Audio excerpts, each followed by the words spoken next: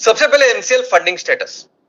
दोस्तों, एमसीएल ने अपना पहला राउंड फंडिंग का पूरा किया है, जिसमें पूरी व्यवस्था की है हमारे एमसीएल बायोफ्यूल प्रोजेक्ट्स के लिए, हमारे किसानों के लिए और हमारे एमसीएल उद्योजकों के लिए, उनके बिजनेसेस के लिए।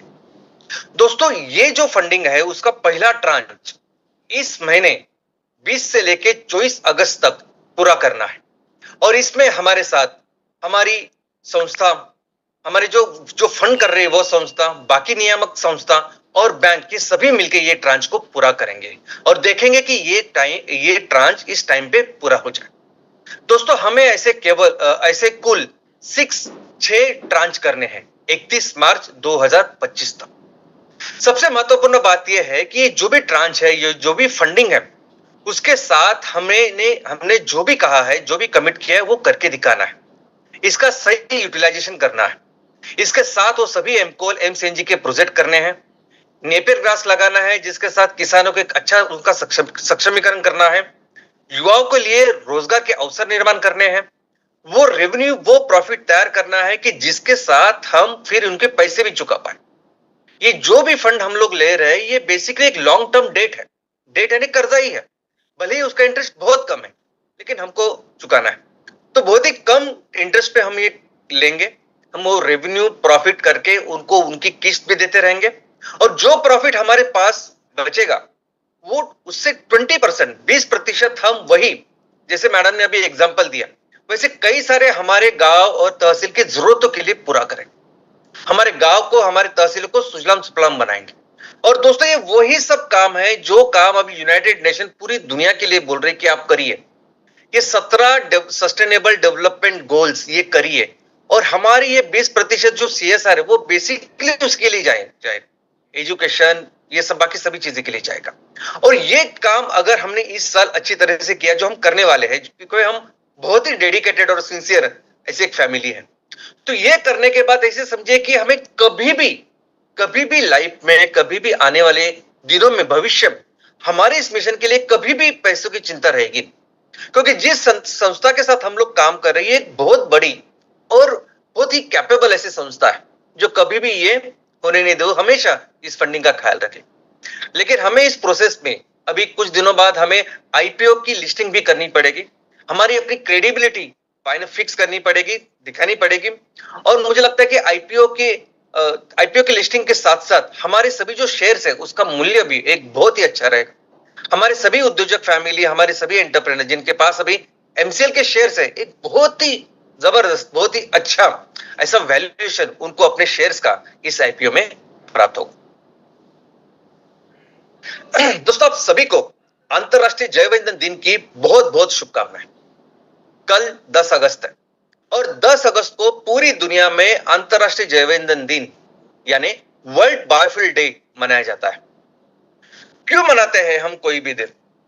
हम वो दिन इसलिए मनाते हैं कि हम उस दिन के तहत वो जो सब्जेक्ट है, वो जो विषय है, उसका इंपॉर्टेंस दुनिया के सामने रखें, लोगों के मन में, संस्था के मन में उसके बारे में जागरूकता निर्माण करें। बहुत सारे इवेंट हम प्लान करते हैं उस दिन, ताकि लोगों को समझे कि ये भविष्य है, ये फ्यूचर है या इसको करना चाहिए। दोस्तों, ये होता है किसी भी दिन या अवसर पर या इस बायोफ्यूल डे के ऊपर। लेकिन अगर एमसीएल की बात करें तो एमसीएल ने जब से शुरुआत की है, हर दिन हमें काम कर, हर दिन हम लोगों को हमारी इस बायोफ्यूल जैव ईंधन के बारे में लोगों को प्रभावित करते हैं, उनको अवेयर करते हैं, उनको अपने साथ जोड़ते हैं।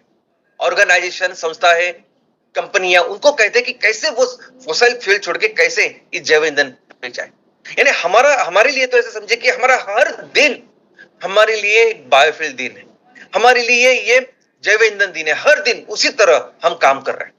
लेकिन फिर भी जब वर्ल्ड बायोफ्यूल डे होता है, ये 10 अगस्त जब होता है, 10 अगस्त जब होता है, तब हमारे लिए एक बहुत ही खास स्पेशल ऐसा दिन होता है, क्योंकि इस दिन को हम एक उत्सव की तरह बनाते हैं।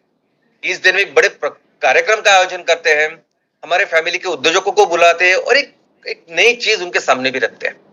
और आज इस साल हम एक नई कर रहे हैं, क्योंकि हम एक संक्रमण अवस्था से गुजर रहे हैं, एक ट्रांजिशन फेज से गुजर रहे हैं।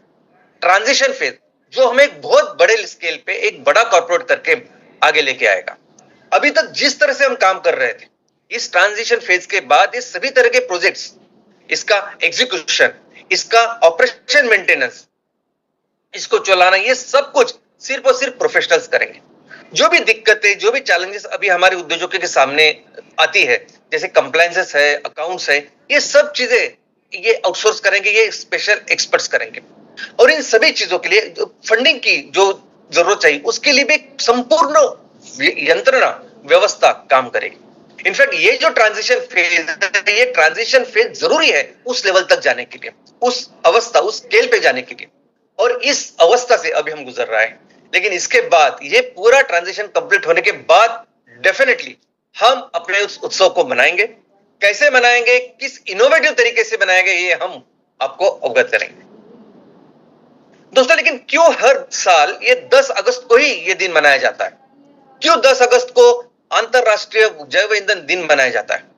दोस्तों, इस दिन सर रुडोल्फ डीजल, एक ऐसे महान साइंटिस्ट जिन्होंने डीजल इंजन की खोज की, वो डीजल इंजन जिसके वजह से डीजल को आज हम डीजल बुलाते हैं, और फिर उसके बाद डीजल का उपयोग, क्रूड ऑयल, बहुत ही वो बिजनेस ही, वो सेक्टर ही बहुत तेजी से बढ़ा। इनफैक्ट इस इंडस्ट्री के one of the most important person, entrepreneur अगर हम किसी को कह सकते हैं तो वो है रुडोल्फ डीजल।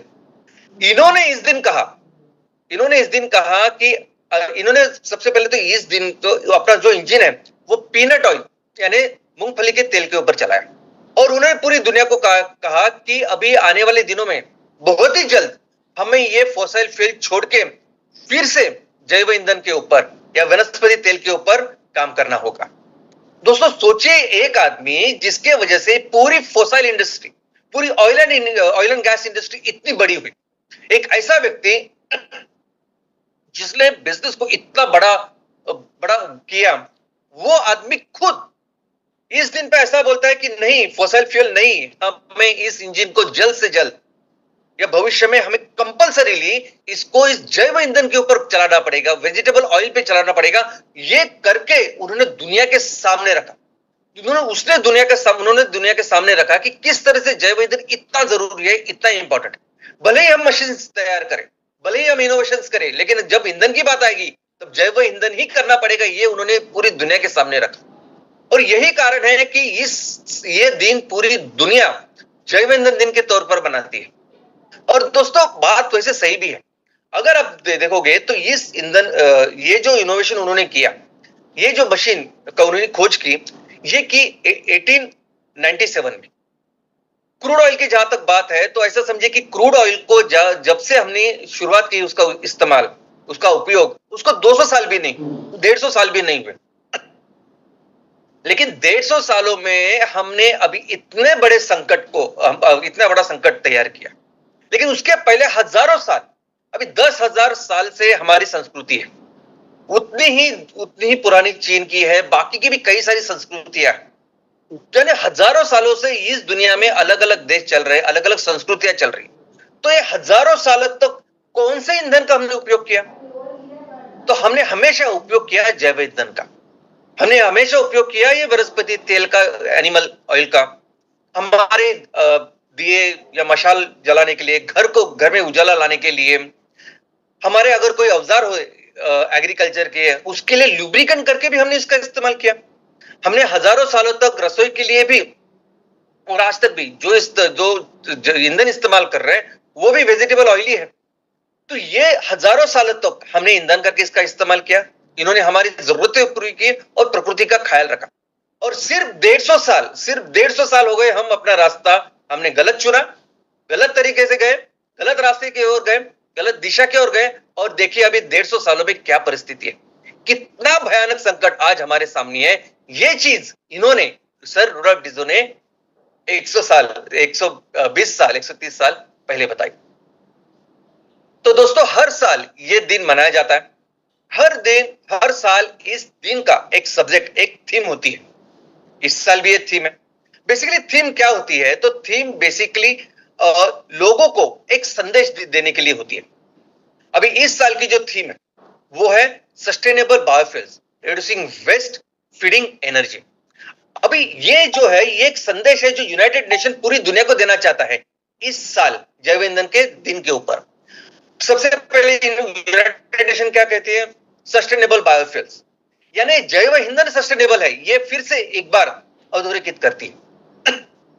लेकिन वो दुनिया के सामने ये रख रही है कि देखिए आज हमारे सामने जो एक one of the biggest challenge है वो है कचरे का। लेकिन इस कचरे का चैलेंज हम लोग दूर कर सकते हैं, इस कचरे का प्रॉब्लम हम दूर कर सकते हैं अगर हम इस कचरे को रॉ मटेरियल में कन्वर्ट करें और उससे बायोफ्यूल बनाएं।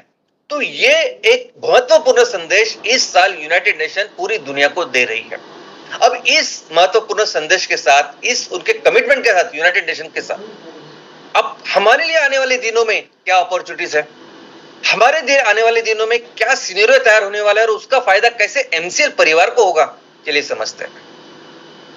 सबसे पहले यह समझते हैं कि ये संदेश देके, ये संकल्पना दुनिया के सामने रख के यूनाइटेड नेशन या पूरी दुनिया अभी दुनिया के सामने एक नया सेक्टर डेवलप कर रही है और जिसके पीछे बहुत ही एग्रेसिवली अभी काम कर रहे हैं। और वो क्या है? कचरे को बायोफ्यूल में रूपांतर करना, कचरे को बायोफ्यूल के लिए रॉ मटेरियल करके रूपांतर करना। तो दोस्तों कचरा कितने प्रकार का होता है? तो कचरा 3 प्रकार का होता है, एक सॉलिड, लिक्विड और गैसियस, यानी घन रूप, द्रव रूप और वायु रूप। तो कैसे इससे हम बायोफ्यूल बनाते हैं और कैसे बिजनेस कर सकते हैं, चलिए समझते हैं। सबसे पहले तो सॉलिड वेस्ट यानी घन कचरा। अभी घन कचरा का भी वर्गीकरण है, उसे 2 प्रकार, एक है गीला और दूसरा है सूखा। गीला जो है वो बायोडिग्रेडेबल होता है, वो अपने आप कुछ दिनों के बाद डिग्रेड हो सकता है, सड़ सकता है। इसका जो ओरिजिन होता है, जिससे बनता है, वो सब जैविक चीजें होती है, यानी वनस्पति या प्राणी से ये बनता है और ऐसे कई सारे उसके प्रकार हैं। और दूसरा जो है वो है सूखा कचरा। ये सूखा कचरा कभी भी सड़ता नहीं, कभी भी डिग्रेड नहीं होता, सालों साल, हजारों साल तक वैसे होता है। इसका जो ओरिजिन है, जिससे ये बनता है, वो होता है पेट्रोकेमिकल। तो इसमें रबर, प्लास्टिक, फर्नीचर, अभी तो 80% कपड़े भी और 80% ऑलमोस्ट फर्नीचर, ये सब इससे बनता है। तो ये सब आता है अजैविक या सूखा या नॉन बायोडिग्रेडेबल वेस्ट। लेकिन अगर पूरे आप कंपोजिशन देखेंगे कचरे का, तो पूरी दुनिया में 60 से 70% जो कचरा है वो गीला कचरा ही है। 60 से 70% जो कचरा है वो बायोडिग्रेडेबल कचरा है।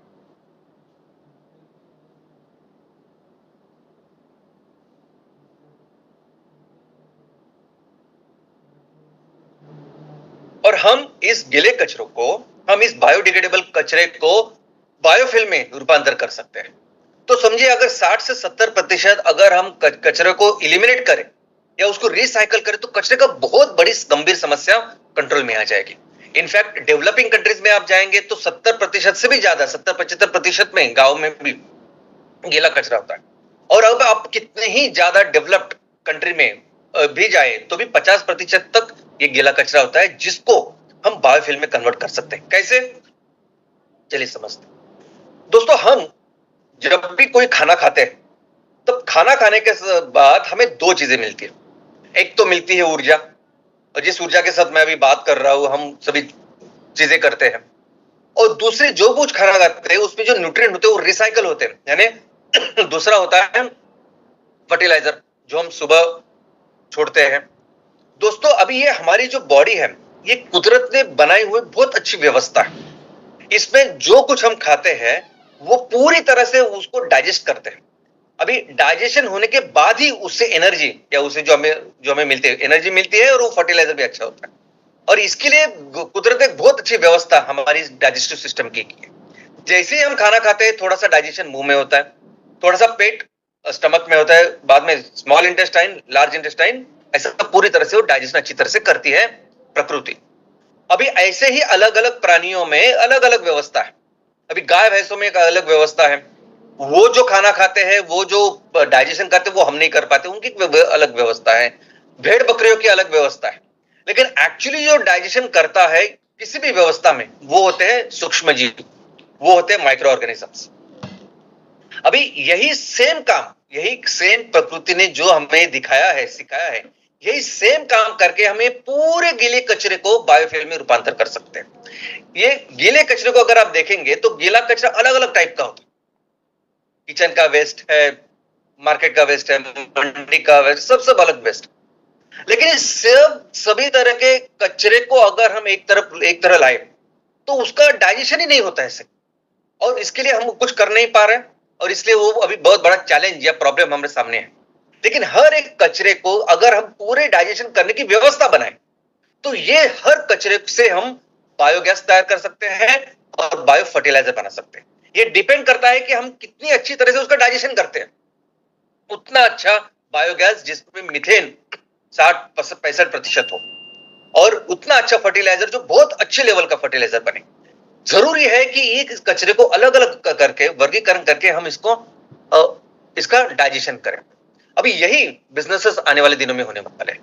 अभी देखिए किचन वेस्ट, किचन वेस्ट का सभी किचन वेस्ट एक करके इसका अलग एक रिएक्टर तैयार किया जा सकता है, और उसको पूरी तरह से अच्छी तरह से उसके माइक्रो ऑर्गेनिज्म के साथ उसको डाइजेस्ट किया जा सकता है। वैसे हो सकता है मंडी का या मच्छी मार्केट का, नॉन वेज का जो वेस्ट है, मच्छी मार्केट है या चिकन या मटन है, उसके लिए एक स्पेशल व्यवस्था की जा सकती है जो उसको पूरी तरह से डाइजेशन करेगी। फूलों का वेस्ट है, अभी मंदिर मस्जिद इनमें बहुत सारे फूल आते हैं, उनके लिए एक स्पेशल व्यवस्था हो सकती है। या गार्डन का वेस्ट है, फॉरेस्ट का वेस्ट है, अभी ये टहनी होती है, पत्ते होते हैं, ये भी बहुत जल्दी उसका डाइजेशन नहीं होता, उसके लिए एक अलग व्यवस्था हो सकती है। अभी बिजनेसेस कैसे बनेंगे, तो आने वाले दिनों में बेसिकली डिसेंट्रलाइज्ड वे में इसको ट्रीट करने के ऐसे बिजनेसेस आने वाले हैं। यानी ऐसा समझे कि हमारी फैमिली के उद्योजक किसी एक बहुत बड़ा मंदिर है, उस मंदिर में अभी फूलों का कचरा बहुत ज्यादा होता है, तो उसी मंदिर के प्रेमाइसेस में हम एक ऐसे रिएक्टर तैयार करेंगे जिसमें इस फूलों के कचरे को पूरी तरह से 100% अच्छी तरह से डाइजेस्ट करके उससे जो बायोमीथेन बनेगा, उस बायोमीथेन के अगर वहां कोई रसोई है तो वहां कुकिंग गैस करके सप्लाई करेंगे, या वहां की जो कुछ रोशनी है, लाइट है, उसको पूरा करेंगे। आने वाले दिनों में ये जो प्रेमाइसेस है, कम्युनिटीज है, उसके लिए जो ऐसे प्रोजेक्ट लगेंगे। या मच्छी मार्केट है, मच्छी मार्केट में भी अगर आपने ये प्रोजेक्ट लगा, हमने ये प्रोजेक्ट लगाया, तो पूरा वेस्ट हम लेंगे, उसको ही हम मेंटेन करेंगे, और उसी बायोमीथेन के साथ हम वहां फिर उसकी लाइट और जो कुछ रिक्वायरमेंट है वो पूरी करेंगे। तो आने वाले दिनों में ऐसे प्रोजेक्ट्स होने वाले हैं और हम करने वाले, और इसका प्रॉपर इकोनॉमिक्स होगा, यानी उसकी इन्वेस्टमेंट कॉस्ट होगी, हम कौन से रेट से बायोमीथेन का गैस बेचेंगे, वो पूरा, और ये सब कुछ आइदर हम लोग इन्वेस्ट करेंगे या मिलके इन्वेस्ट करेंगे, और वो जो रेवेन्यू मॉडल वो पूरा करके बाद ही ये प्रोजेक्ट चालू होंगे, और ऐसे कई सारे प्रोजेक्ट्स आने वाले दिनों में हम करेंगे। अभी वैसे ही लिक्विड वेस्ट का, अभी लिक्विड वेस्ट यानी द्रवरूप कचरा भी दो प्रकार का है। एक वो कचरा है जो जैविक है, जो जैविक सोर्सेस से आता है, यानी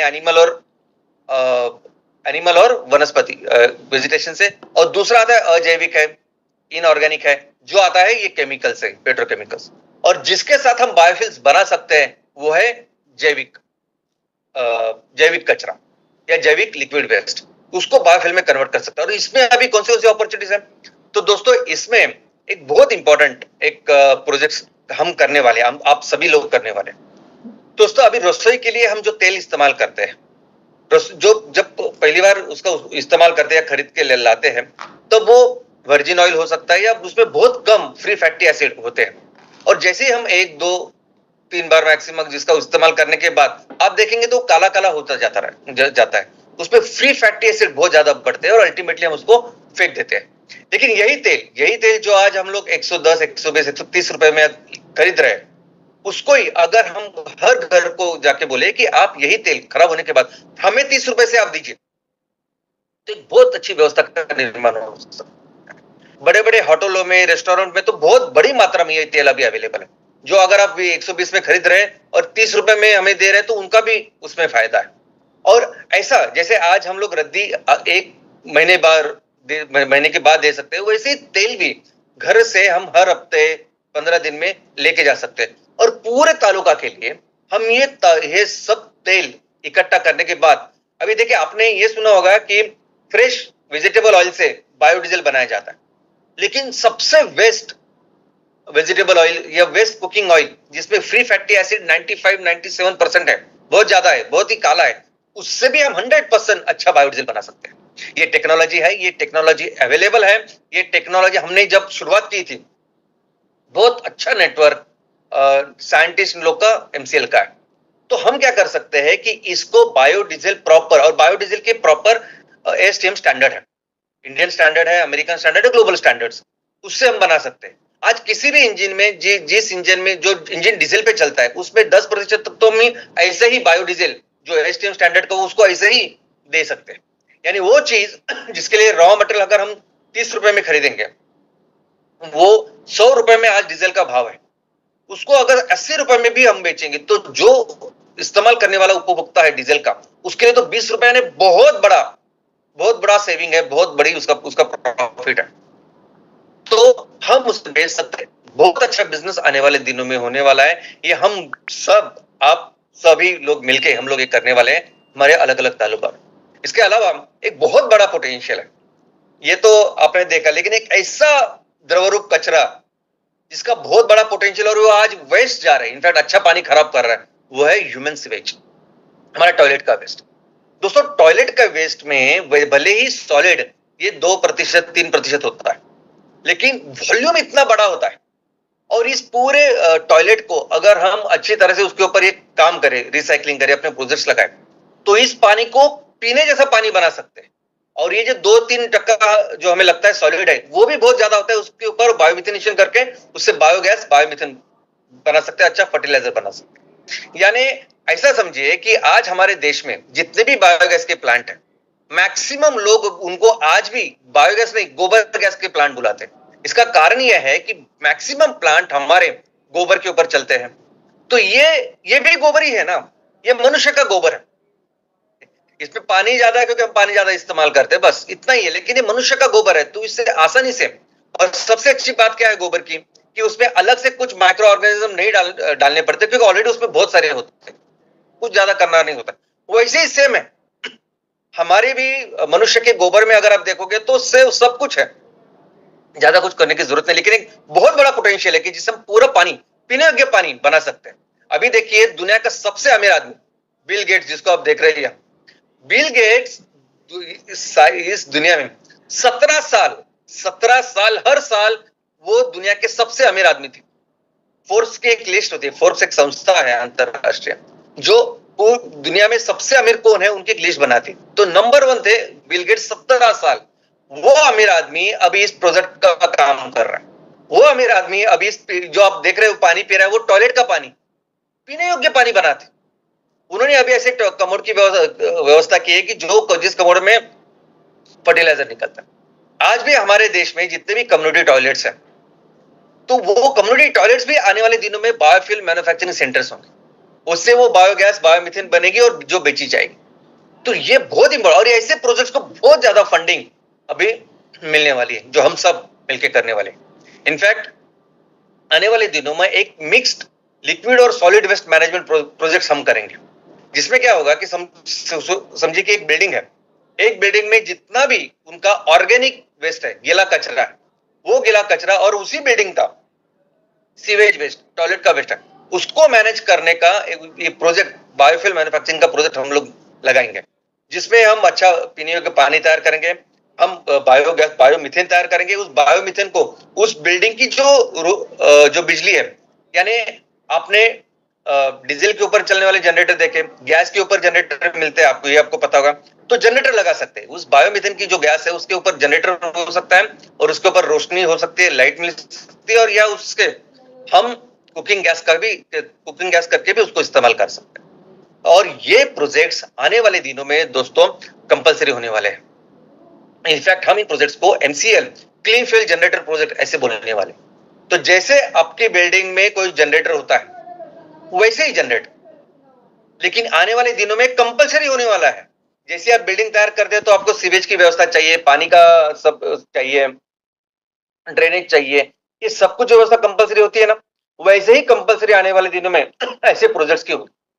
और उसी में जितना भी हम रॉ मटेरियल या कचरा तैयार कर रहे हैं, उसी के साथ जैव ईंधन तैयार करके उसकी हमारी जरूरतों को पूरा करेंगे। अब ये जो टेक्नोलॉजी है, ये भी टेक्नोलॉजी ऐसा समझिए कि एकदम अवेलेबल। हमने 2002-3 से जो काम कर रहे हैं, अभी हमारे बहुत अच्छा नेटवर्क है साइंटिस्ट लोगों का। इनफैक्ट एक बायोफ्यूल ऑर्गेनाइजेशन है अपनी इंडिया की, इंडियन बायोगैस एसोसिएशन है, वो सभी हमको जानते हैं, हम उनको जानते हैं। इसके अलावा MCL, IIT बॉम्बे या UDCT, इन संस्था के साथ भी इसके ऊपर काम कर रही है, काम एक कंटिन्यूसली काम। तो एक टेक्नोलॉजी की या बाकी चीजों की कमी नहीं, आने वाले दिनों में ऐसे बिजनेस करके ये प्रोजेक्ट्स करना, इसकी इन्वेस्टमेंट, बाकी सब सब चीजें करना, ये इंपॉर्टेंट काम हमारे सभी उद्योजक मिलकर करने वाले हैं। तीसरा, गैसियस वेस्ट यानी वायुरूप कचरा। अभी वायुरूप कचरे से कैसे बायोफ्यूल बनेगा? तो वायुरूप कचरे में क्या होता है? तो वायुरूप कचरे में होता है बेसिकली मैक्सिमम कार्बन डाइऑक्साइड। वो क्यों? क्योंकि आपको ये समझना होगा कि वायुरूप कचरा आता कहां से है। वायुरूप कचरा आ है फैक्ट्रीज में, फैक्ट्री, पावर प्लांट, सब चीजों में, या ऐसे इंस्टीट्यूशन वगैरह जो कुछ होती है। क्यों तैयार होता है, कहां से तैयार होता है? तो वो वहां तैयार होता है जहां हम जहां हम फॉसिल फ्यूल को जलाते हैं। आपने कोयले को जलाया, डीजल पेट्रोल को जलाया, उससे वो जलता है और फिर आपको ये धुआं दिखाई देता है जिसमें मैक्सिमम कार्बन डाइऑक्साइड होता है। सल्फर भी होता है बिकॉज अब नीचे से निकल थोड़ा सा सल्फर होता है। तो ये सब कचरा आज जाके हमारा वायु प्रदूषण कर रहा है बहुत बुरी तरह से। इनफैक्ट आज जो ग्लोबल वार्मिंग का संकट है इसी कचरे की वजह से, इसी हवा की वजह से। तो किस तरह से उसको एलिमिनेट कर सकते हैं और बायोफ्यूल में कन्वर्ट कर सकते हैं? ऐसे कुछ प्रोजेक्ट्स है क्या, करने वाले हैं क्या? यस, हम करेंगे। दोस्तों, कुदरत ने इसके लिए भी एक बहुत अच्छी व्यवस्था तैयार की है और वो व्यवस्था क्या है? तो व्यवस्था है पेड़। वो व्यवस्था है वनस्पति। सिंपल। जिस कचरे की वजह से आज हम सब लोग हैरान हैं, जिस कार्बन डाइऑक्साइड की वजह से, ये कार्बन डाइऑक्साइड खाना है इस वनस्पति के लिए, हर एक वनस्पति के लिए, जो ये कार्बन डाइऑक्साइड लेती है और ऑक्सीजन देती है। तो सबसे अच्छी मशीन ये है। अभी आपको सुन के भी ताज्जुब होगा, लेकिन ये पृथ्वी जो है, इस पृथ्वी इनिशियली गैस, एक सिर्फ वायु का गोला था और जिसमें मैक्सिमम कार्बन डाइऑक्साइड था। तो उस कार्बन डाइऑक्साइड को लेके ऑक्सीजन छोड़ने का काम इन्हीं वनस्पति ने किया, जिसकी वजह से आज ऐसी परिस्थिति, ये एटमॉस्फेयर है, वातावरण है और हम अच्छी तरह से जी सकते हैं। तो आज भी वो काम कर सकते हैं। आज भी ये जो कचरा आ रहा है उसको जल्दी से जल्दी हम एलिमिनेट कर सकते हैं, उसका कार्बन डाइऑक्साइड निकाल के ऑक्सीजन डाल सकते हैं। तो ऐसी, लेकिन हमको चुनाव करना पड़ेगा ऐसी वनस्पति, जो वनस्पति सबसे एफिशिएंट है, जो वनस्पति, जो पेड़, जो वनस्पति जो बहुत एफिशिएंटली काम करती है। तो ऐसी वनस्पति जो दुनिया में सबसे ज्यादा है, जिसमें सबसे ज्यादा क्लोरोक्विल है, क्लोरोक्विल का परसेंटेज है, और जो बहुत ही फास्ट ये काम कर सकता है, वो वनस्पति का नाम है अलगे। आने वाले दिनों में ये सभी जो द्रवरूप कचरा जा रहा है हवा में, वो हवा में नहीं जाएगा, उसको पाइप लाइन के जरिए उन्हीं के प्रेमाइसेस में रहने वाले अलगे बायोफ्यूल प्लांट में जाएगा। ये सभी कचरा, ये जो अलगे है जिसे हम शैवाल कहते हैं, लील कहते हैं, इसके नॉन 3 लाख, हमें जो पता है इसे 3 लाख जाति है। आप जिस भी देश में रहोगे, जहां भी रहोगे, कोई भी प्रदेश में रहोगे, वो उस टाइप की अलगी वहां है और बहुत एफिशिएंटली वो काम करते। आप सिर्फ ये धुएं का जो पाइपलाइन उनके यहां छोड़िए, बहुत फास्ट ये अलगे वो कार्बन डाइऑक्साइड को लेगी, ऑक्सीजन छोड़ेगी।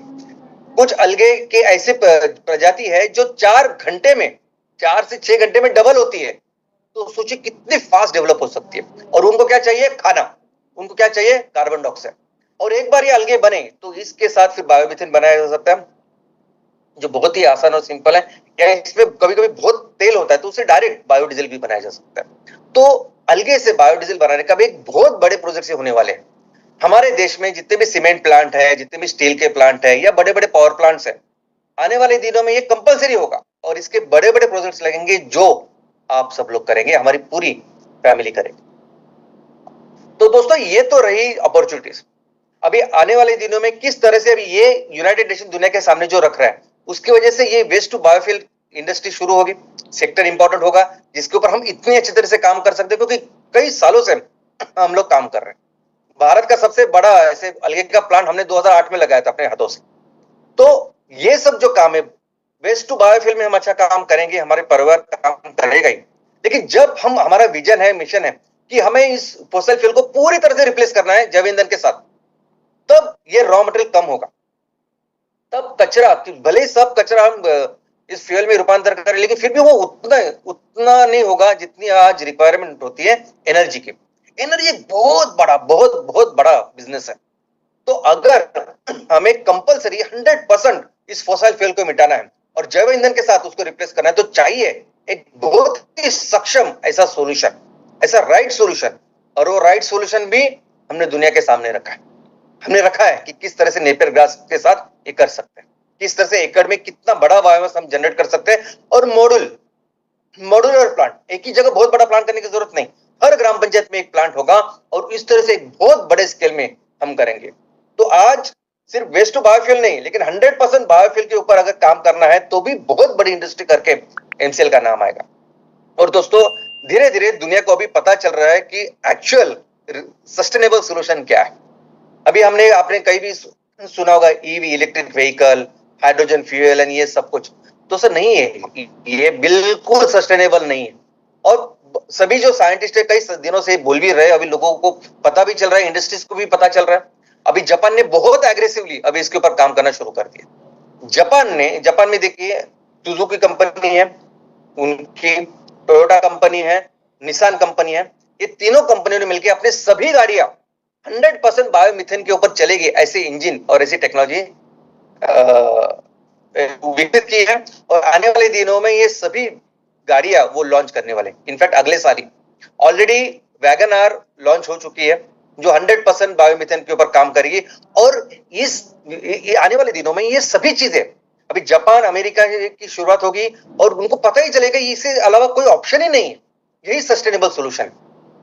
तो जो चीज रुडोल्फ डीजल ने उस दिन बताई थी सब पूरी दुनिया को, वही अभी दुनिया रियलाइज करे और इसके ऊपर आ रही। और अगर इस परिस्थिति में जैव ईंधन अगर सोल्यूशन है, तो दुनिया में सबसे ज्यादा जैव ईंधन अगर कोई बना सकता है, कोई देश बना सकता है, तो वो है भारत। क्योंकि भारत के अलावा किसी भी देश के पास इतने रिसोर्सेस ही नहीं है, वो अमेरिका हो, चाइना हो, कोई भी हो। और अगर आपको सबसे बड़ी इकोनॉमी बननी है ना, तो बहुत इंपॉर्टेंट है ये एनर्जी सेक्टर। एनर्जी सेक्टर में अगर आपने बहुत बड़ा काम किया, जैसे कुछ ऐसे देश हैं जिन देश के पास कुछ रिसोर्सेस नहीं है, सिर्फ उनके पास है क्रूड ऑयल और नेचुरल गैस, वो इतने अमीर है। सोचिए अगर हम पूरी दुनिया के लिए अगर 25 से 30% तक ये जैव ईंधन बनाए, भले ही वो टेक्नोलॉजी करे, कुछ ईंधन अपना रहेगा, ये ऐसा काम करे, तो सोचिए अपना देश कहां जाएगा। और कंपलसरी हमारा देश आने वाले दिनों में इस जैव ईंधन की वजह से दुनिया की नंबर 1 इकोनॉमी बनाएंगे। हम ये संकल्प इस बायोफ्यूल डे, इस जैव ईंधन दिन के ऊपर करते हैं और बहुत जल्दी हम अपने देश को वहां लेके जाएंगे जहां अपना देश पूरी दुनिया का नेतृत्व करेगा। जय हिंद, जय एमसीएल।